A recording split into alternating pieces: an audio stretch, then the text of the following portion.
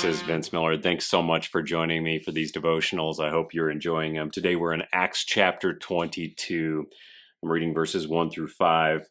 Paul says this, "Brothers and fathers, hear the defense that I now make before you." Remember, Paul is at a riot in Jerusalem. He's grabbed. He's about to be taken to prison. So he's going to make a defense for himself.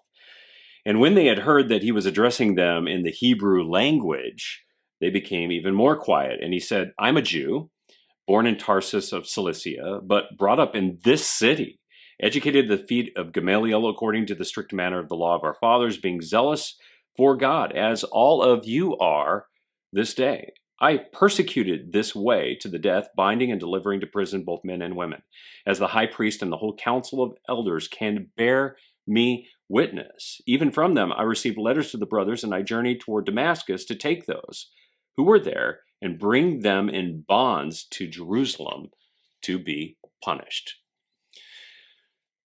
Now, in this chapter, Paul is going to communicate the gospel story, but he's going to do it in a way that attempts to connect with his Jewish audience. He transitions actually from speaking common Greek to speaking Hebrew, which kind of seems to catch everybody off guard. And he says that he's going to make a defense here, but as we see, he's not going to defend himself, but he's going to defend Christ, which is probably going to surprise them. And I really like where Paul begins. He begins unashamedly with who he is, noting like his town of origin, his formal education, his tenacity even for Jewish ways, and his enthusiasm for God, which is just like theirs. But then he creates this emotional connection with his audience about his own objection to Christian ways. He even declares how far he opposed believers and their teachings. And I think this part of Paul's message is important, and not just for the reason of strategically connecting with his audience. Because see, I think we get distracted sometimes by the components of the message and miss the heart behind what Paul's trying to say. But don't get me wrong, Paul, his introduction here is an attempt to connect with his audience, but even more, is actually a testimony to the maturity of his present identity in Christ. You see, I know many men who have trouble embracing their identity in Christ because their past over-informs their present state. It's like the narrative of their former beginnings and learnings and passions and interests are so familiar to them that they can't understand how God would view them differently. Thus, they keep coming back to this old life and its practices because their new life in Christ is simply, well, too good to be true, right?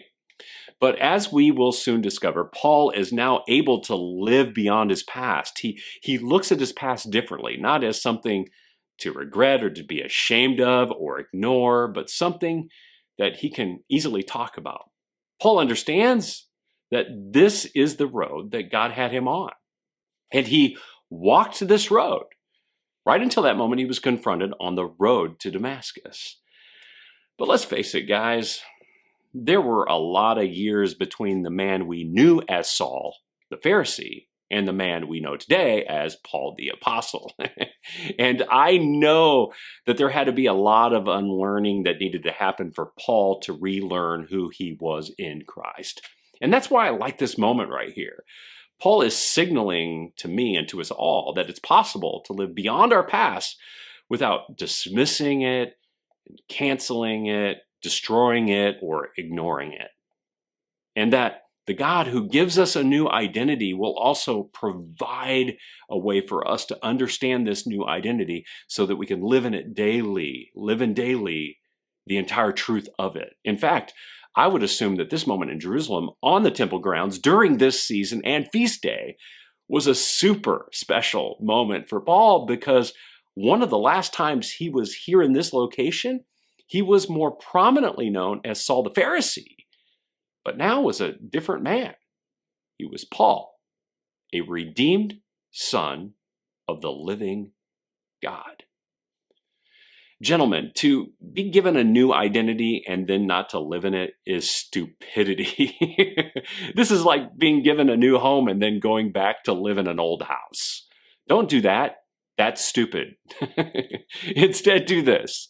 Today, when you're reminded of your old identity and some of those old attitudes and actions kind of start to ooze out of you, I want you to preach back to this old identity by saying to yourself, I am a redeemed son of the living God. And then practice this repeatedly until you can get to a point on your path where you can look back on that old identity without any regret or shame, but as the path that God had you walk to become the man that he wanted you to be today. I love you guys. Thanks for joining me. Share this with someone you know, and I'll see you right back here again tomorrow.